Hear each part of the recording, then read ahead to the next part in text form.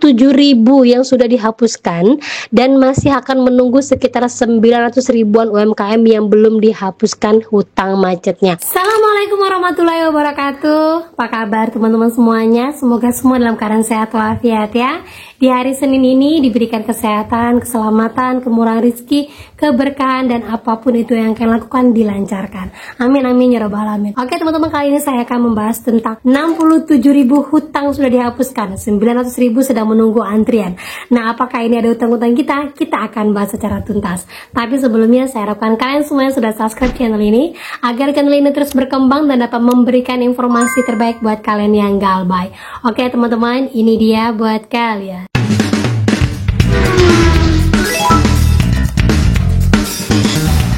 Oke teman-teman semuanya, sebelumnya saya mau update dulu ya. Ada seorang teman yang informasi galbay di Indonesia jangan ditakutkan, karena di Amerika sendiri galbay untuk pinjol itu sudah merebak kemana-mana, dan untuk gagal bayar ini masih berjalan sampai hari ini. Nah, seperti informasinya, jumlah rasio gagal bayar pinjol di Indonesia sendiri masih terbilang kecil di angka 3%, selama PHK tidak meningkat, rasionya tetap 3%.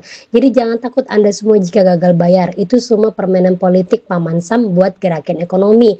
Sedangkan di Amerika saja gagal bayar pinjol jumlah rasionya juga sama-sama di angka 3%. Nah, saya coba cari informasinya. Banyak fintech di Amerika merana akibat gagal bayar pinjaman, sementara pengguna meningkat.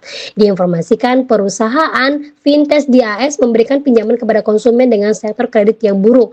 Menghadapi tahun yang sulit ini terjadi karena meningkatnya gagal bayar dan suku bunga. Kami perkirakan profitabilitas tekanan bagi banyak perusahaan dan kondisi pendanaan tetap menantang karena biaya pendanaannya meningkat akibat kenaikan suku bunga tidak akan diimbangi dengan peningkatan pendapatan.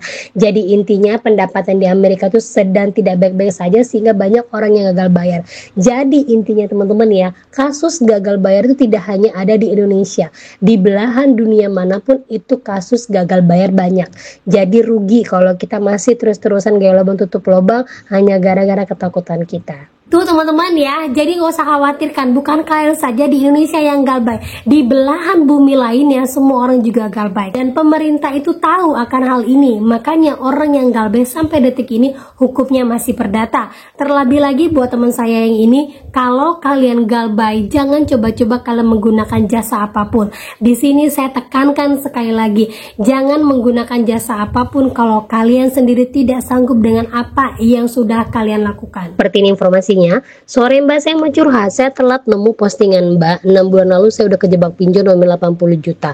Saya sudah tidak sanggup saat galbay, saya pakai jasa konsultan. Ternyata malah dijebak juga. Saya harus bayar ke dia 30% dari total hutang saya yang harus dicicil selama 2 tahun. Sekarang saya sudah tidak sanggup lagi Mbak. Rumah tangga saya hancur. Si jasa konsultan ini neror terus. Apa yang harus saya lakukan? Tolong Mbak. Jadi kalau saya baca ini sepertinya bukan jasa konsultan ya. Ini joki karena dia minta persenan 30% dari total hutangnya dia. Di sini saya tidak menjelek-jelekan konsultan apapun itu, tapi selalu saya sampaikan banyak sekali saya sudah posting orang-orang yang menggunakan jasa konsultan tapi ujung-ujungnya tidak menyelesaikan masalah. Ya, jadi hati-hati sekali buat kalian yang mau galbay. Memang lebih baik itu cari tahu banyak tentang pinjol kalian dan lakukan galbay mandiri. Jadi saya rasa teman saya ini pingin lebih tenang lagi, tetapi ujung-ujungnya bukan tenang, tapi malah lebih hancur lagi. Jadi galbay mandiri saja, update informasi terbaik buat kalian, kuatkan mental kalian, jangan gaya lubang tutup lubang, itu saja kuncinya. Karena kalau semakin kalian terperdaya masuk terus ke dalam lubangnya pinjol, kalian akan sulit keluar karena di dalamnya akan banyak sekali orang yang bermuka manis tapi ujung-ujungnya menghancurkan kalian lebih dalam lagi. Nah, itulah kejamnya pinjol teman-teman ya. Tetapi di sini mudah-mudahan ya, dengan adanya rapat yang baru saja diselenggarakan oleh Bapak Purbaya, Menteri Keuangan kita dengan OJK, yang mana ini membahas tentang kelangsungan dari keuangan Indonesia, kemudian 1 tahun periodenya Pak Prabowo, yang mana ternyata di sini disinggung masalah pinjol, dan kita akan lihat apakah pinjol-pinjol di sini sudah dihapus bukukan untuk kredit macet. Apakah ada sinyal dari Pak Menteri ini yang mana meminta OJK untuk menghapus bukukan semua utang-utang pinjol macet agar ekonomi lebih terus berjalan. Nah, ini ini dia hasil dari pertemuan OJK dengan Pak Purbaya, mengatakan bahwa Dasko rapat bareng Menteri Keuangan OJK hingga Menteri Keuangan Pak Purbaya, OJK hingga PPATK bahas program strategis. Nah, di dalamnya ini ternyata disebutkan OJK minta Pak Purbaya perpanjang program hapus tagih hutang UMKM, yang mana diinformasikan, jadi kami sampaikan tadi kepada Pak Menko Airlangga, kami sudah sampaikan kepada Pak Menteri Keuangan supaya kebijakan itu bisa diperkuat dan dilanjutkan. Data Kementerian UMKM mencatat hingga 30 April kemarin realisasi penghapusan hutang UMKM baru mencapai 19.375 UMKM dengan nilai 486 miliar. Padahal target awal yang ditetapkan mencapai 1 juta debitur dengan total nilai 14,8 triliun. Artinya di sini disebutkan hanya sekitar 67.000 yang sudah dihapuskan dan masih akan menunggu sekitar 900 ribuan UMKM yang belum dihapuskan hutang macetnya.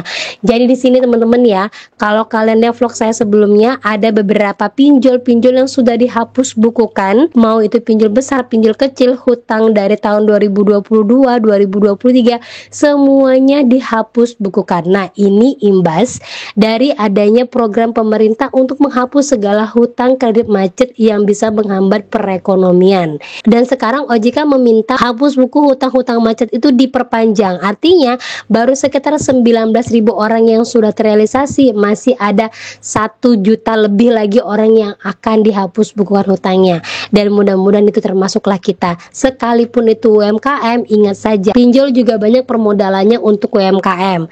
Dan kita harapkan semoga itu masuk di hutang-hutangnya kita. Dan tidak hanya program UMKM saja yang dihapus bukukan, tetapi pinjol-pinjol macet atas dasar penipuan, pinjol-pinjol macet atas dasar bunga yang mencekik, itu pun bisa disentuh oleh Pak Purbaya. Nah, mudah-mudahan ya kita sama-sama berdoa dan kita akan lihat kerja nyata dari Menteri Keuangan kita terbaru. Nah, itu dia teman-teman ya, walaupun saat ini masih periode penghapus bukuan hutang-hutang untuk yang UMKM lama, yang mana ini sudah ditandatangani oleh Pak Prabowo di akhir tahun 2024 kemarin, masih ada 900.000 lagi orang yang ngantri yang mau dihapus bukukan. Tetapi saya tanya kepada kalian, banyak sekali kan vlog-vlog saya yang sudah menjelaskan adanya hutang-hutang kredit macet dari tahun 2022, 2023, 2024 yang sudah dihapus bukukan, baik itu dari pinjol-pinjol besar ataupun pinjol-pinjol kecil. Nah, ini terbukti apa? Bahwa ekonomi saat ini memang sedang dibersih-bersihkan oleh Pak Purbaya. Bagaimana ekonomi kredit macet ini bisa memacetkan ekonomi-ekonomi yang lain, sehingga hutang-hutang lama kemungkinan besar akan segera dihapuskan. Nah, kita akan lihat lagi lah update dari Pak Purbaya, gebrakan-gebrakan yang mungkin bisa dia berikan untuk semua para pengguna pinjol, terutama buat pinjol-pinjol yang masih nakal sampai hari ini yang memang belum tersentuh sama Pak Purbaya. Mudah-mudahan ya tidak ada penutupan ataupun pengkaburan yang dilakukan oleh OJK untuk menutupi pinjol-pinjolnya, karena kita tahu berapa sih modal usaha yang diberikan pinjol kepada OJK itu bisa menutupi hutang negara loh, benar kan ya? Nah, tapi di sini juga OJK sudah mengungkapkan ada sekitar 9 pinjol masih nunggak untuk menyetor modal usaha mereka sebesar 12,5 miliar. Di sini sudah dibahas oleh Pak Purbaya dan kita akan lihat apakah wacana untuk pengembalian izin terhadap 9 pinjol ini akan menjadi wacana utama. Bahkan ada satu pinjol yang sudah mencuat naik ke atas tidak bisa membayarkan semua uang para lendernya. Nah, kita akan update lagi ke 9 pinjolnya. Saya akan informasikan kepada kalian apa-apa saja yang penting kita tahu. Periode hapus buku ini akan terus berjalan dan mudah-mudahan nama kita masuk ke dalamnya. Gitu teman-teman ya. Nah, oke, itu dia informasi yang bisa saya sampaikan buat kalian pada hari ini. Semoga informasi ini menjadi mood booster buat kalian, semangat baru lagi, dan akhir kata yang saya ucapkan, Assalamualaikum warahmatullahi wabarakatuh.